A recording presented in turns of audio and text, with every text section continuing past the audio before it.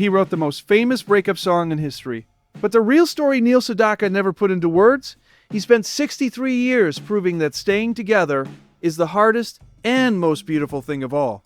2 days before he died, Neil Sedaka went out to dinner. It was February 25th, 2026, a Wednesday evening in West Hollywood. He sat at a table, ate a meal, and showed no signs of anything being wrong. No complaints, no farewells, no dramatic final words. Just a man in his 80s, living his life the way he always had, quietly, warmly, with no idea that the world was about to lose him. No, 2 mornings later, on February 27th, 2026, he woke up not feeling well. An ambulance was called. He was rushed to a hospital in Los Angeles, and by the end of that day, at the age of 86, Neil Sedaka, the Brooklyn kid who became one of the most prolific pop songwriters in American history, was gone. No cause of death was given. The family requested privacy. And in a statement that said everything with the least amount of words, they called him what mattered most: our beloved husband, father, and grandfather. Husband, they put that first. That's the story we need to tell.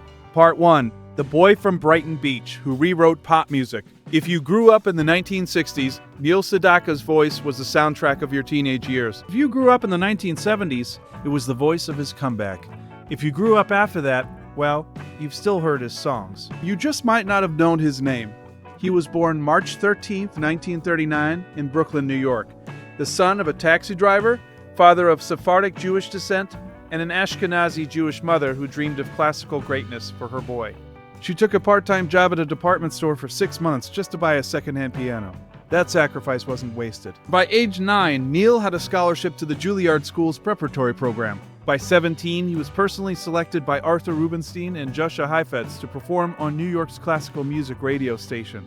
Classical music couldn't hold him, neither could convention. At 13, he met his neighbor Howard Greenfield, an aspiring lyricist 3 years his senior, and a songwriting partnership was born that would last half a century and produce over 40 million records sold between 1959 and 1963 alone. Working out of the legendary Brill Building in Manhattan, shoulder to shoulder with Carole King, Neil Diamond, and Jerry Goffin, Sedaka and Greenfield poured out song after song that defined an era.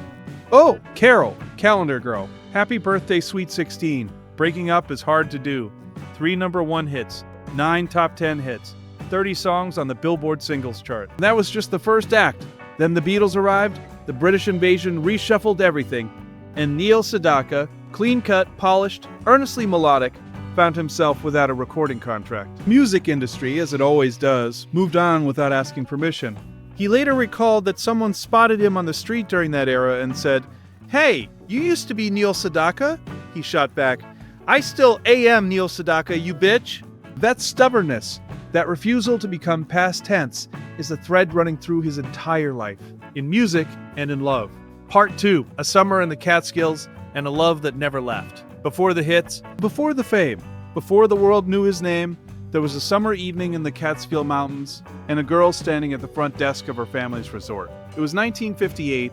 Neil Sedaka was 19 years old and performing with a band at Esther Manor, kosher resort in Monticello, New York, part of the legendary Borscht Belt, that world of Jewish-American summer retreats tucked into the mountains, where comedians, musicians, and singers cut their teeth before the rest of the world discovered them.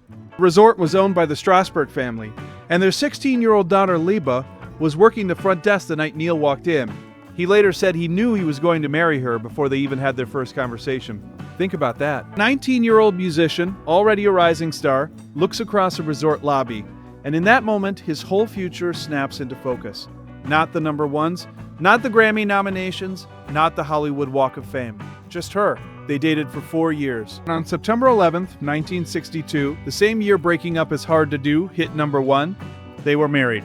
Back at Esther Manor, where it all began, he spent 63 years proving that the title of his biggest hit was also the one piece of relationship advice he personally rejected. Part 3, Leba Strassberg. The woman behind the curtain, the music world loves to celebrate artists. It doesn't always remember who kept them standing. Leba Strassberg, now approximately 84 years old, spent 6 decades as the quiet engine of one of pop music's most extraordinary careers. She wasn't looking for the spotlight, and that was entirely by design. While Neil performed before tens of thousands, Leba watched from the wings, handled what needed handling, and built a home that could hold the weight of fame without being crushed by it. In the 1970s, when Neil's career hit its lowest point, when the British invasion had pushed him out of the American charts and he'd relocated to England just to find work, it was Leba who engineered his return. She became his personal manager. Under her guidance, he didn't just come back, he came back bigger. Laughter in the Rain, Bad Blood, Love Will Keep Us Together, a song he wrote that Captain and Tennelle took to #1.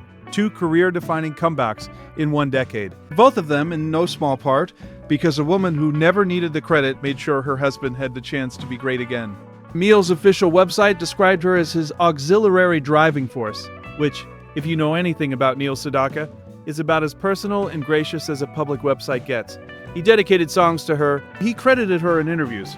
He told anyone who would listen that she was the grounding force in a life that could have spun off into chaos. In an industry that chews through marriages like they're disposable, where fame and tour schedules and ego and money tear apart couples who once swore forever, Neil and Leba just stayed. 63 years. That's not a love story. That's a life. Part 4. The family he built, while the world watched the stage. Neil and Leba had 2 children, and both of them followed their father into the creative world, which says everything about the kind of home they raised. Dara Sedaka became a recording artist and a vocalist for television and radio commercials, and if you need evidence that talent is genetic, look no further than the 1980 duet she recorded with her father, Should Have Never Let You Go, which became a genuine hit. Mark Sedaka became a successful screenwriter in Los Angeles. He's married to Samantha Sedaka, and together they gave Neil something he clearly cherished beyond any chart position. Grandchildren, twin granddaughters Amanda and Charlotte, and a grandson Michael. Neil released a children's album called Waking Up Is Hard to Do, a collection of his classic songs adapted into lullabies and children's songs. Mark adapted 4 of the tracks, and the twin girls, just 5 years old at the time, made their recording debuts as backup vocalists. Let that image sit for a moment. A man who once sang for screaming teenagers, now recording children's music with his 5-year-old twin granddaughters. Some people spend their whole lives chasing meaning. Neil Sedaka apparently found it at a resort front desk in 1958 and just kept building from there. Part 5, the last chapter, and a funeral the world is still waiting for. As of this writing, no public funeral details have been announced. Family has asked for privacy, and if you understand anything about who Neil Sedaka was, you understand why. This was not a man who performed his grief for the cameras. He was not a man who would want Leba's worst days turned into content. The same discretion that kept their marriage strong, that kept her out of tabloids and behind the scenes for 63 years, is the same discretion that surrounds his farewell. What we do know is this: he was last seen publicly just 2 days before he died, dining at a restaurant with no visible signs of illness. His death was described as a sudden medical emergency. His son Mark was the one who announced it to the world, and Leba, who was 16 years old when she first fell for a musician performing at her family's resort, is now the widow of a legend in a private grief that no amount of public tribute can touch. He left behind an estate estimated at $100 million.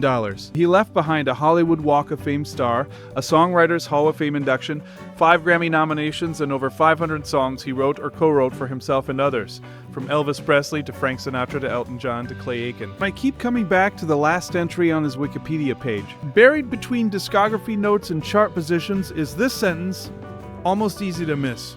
Sedaka last appeared in public on February 25th, 2026, while dining at a local restaurant, and had shown no signs of ill health. He just lived his life, and then, quietly, without warning, he closed his eyes. The song that Leba always was, there's something the internet never quite knows what to do with. A love story that doesn't fall apart. We're trained to expect the scandal, the divorce, the behind-the-scenes tragedy that reframes the public image. And sometimes those stories are real and worth telling. But every now and then, you find a man who wrote the world's most famous breakup song, and then went home and never ever used it. Neil Sedaka co-wrote Love Will Keep Us Together. He let Captain and Tennelle have the hit. He kept living the title. Leba Strassberg was never a footnote in Neil Sedaka's story. She was the story. She was the reason the career bounced back in the 1970s. And she was the reason the grandkids got to sing on a children's album. She was the reason the family statement led with the word husband before it said anything else. And the memorial does happen.